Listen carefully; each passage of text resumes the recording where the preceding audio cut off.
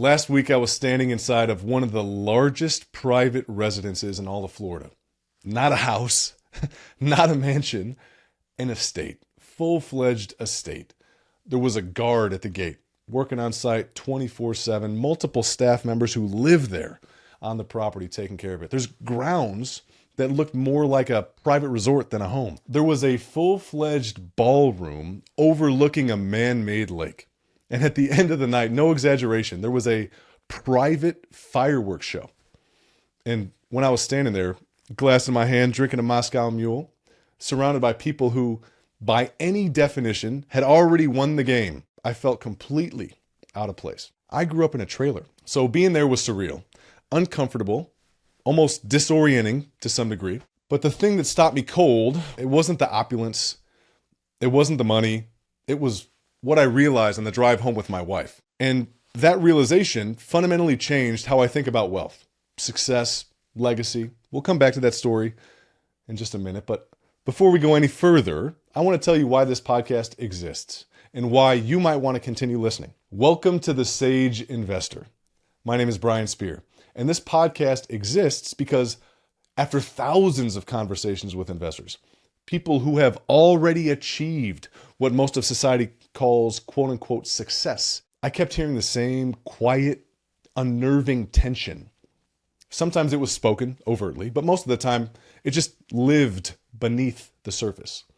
And it sounded like this: I did everything right, so why does this still feel so fragile? There must be more. This show, it's not about getting rich. If that's what you want, there's plenty of louder voices out there on the internet making crazy promises with faster outcomes. This show is about what happens after success. What happens when you've already built wealth, but you realize that wealth alone does not equal peace. What happens when the scorecard changes, but nobody tells you that the rules changed. This is a podcast for people who have already climbed one mountain and they're quietly looking around and wondering if there's another one that they should actually be on. Before we go any further, let me earn the right to be in your ears here.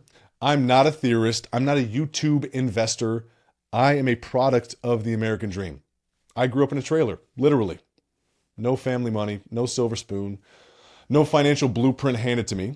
Fast forward a few decades, today I manage hundreds of millions of dollars of capital across mobile home parks and parking assets throughout the country, 20 different states. I've been involved in over $1 billion of transactions.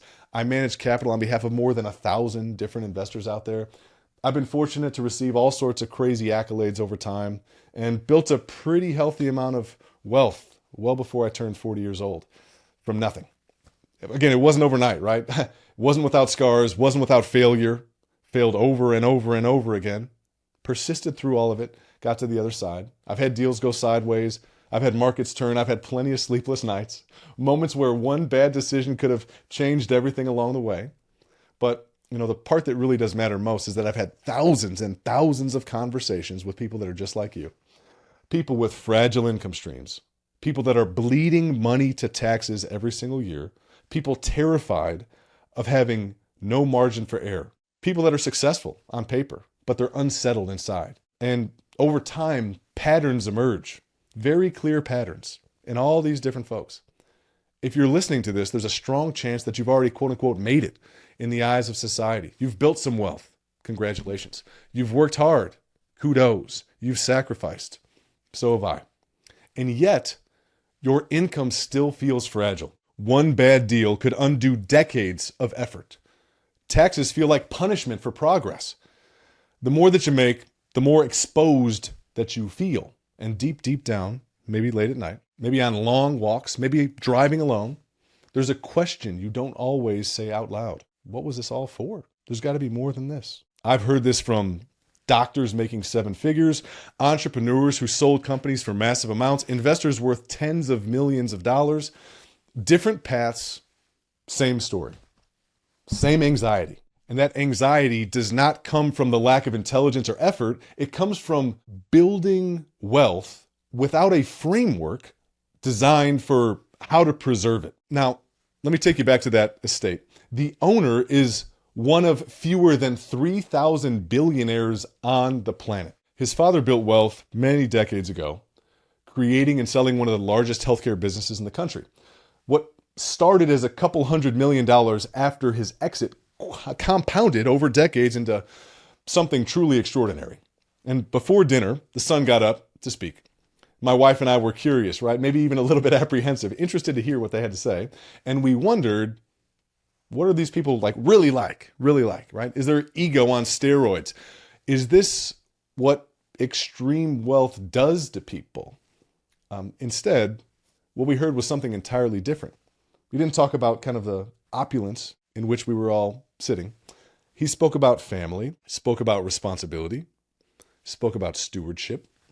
And he told the story of how his father spent 20 years building the estate, not as a testament to his own ego, not as a monument to wealth, but as infrastructure for connection. Every single one of his children lived there. Every single one of his grandchildren live on site too. It wasn't a house. It was a long-term vision made physical. And on the drive home, my wife, she said something that stuck with me. She told me that she was shocked, not by the money, but by how grounded he was, by how little ego there was, by how intentional everything felt. And that's when it hit me. It wasn't about money.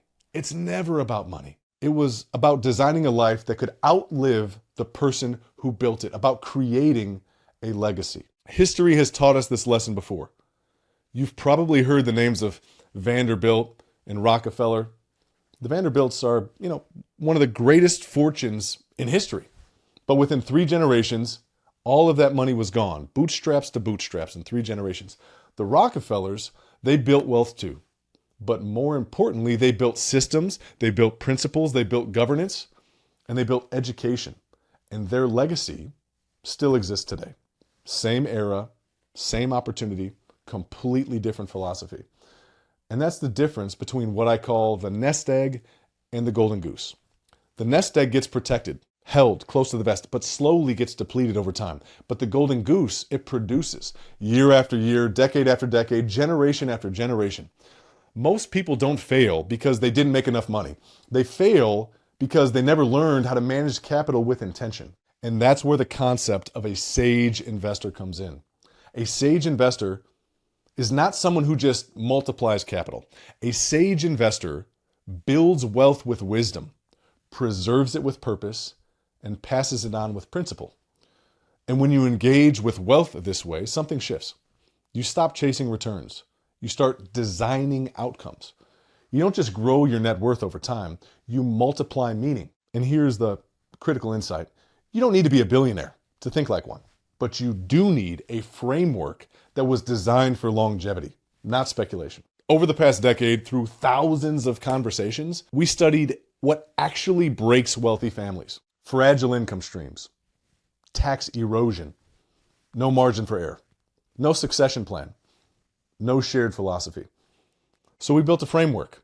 It did not happen overnight, and it did not happen in isolation. It pulls from history's greatest investors, real-world operator experiences, the best business minds of the last several centuries, investor feedback, painful mistakes that they've made and I've made personally along the way.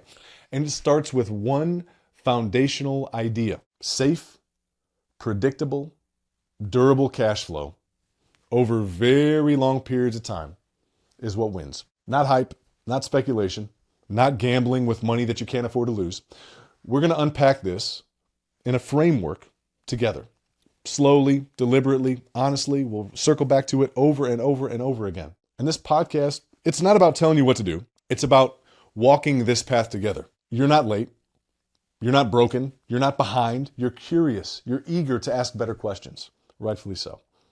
And in the next episode, we're going to dig a little bit deeper into the blueprint in and of itself, the framework, and why most traditional approaches quietly fail the moment that real wealth shows up. But for now, thank you very much with trusting me with your time. I do not take that lightly. This is the Sage Investor, and this journey has just begun.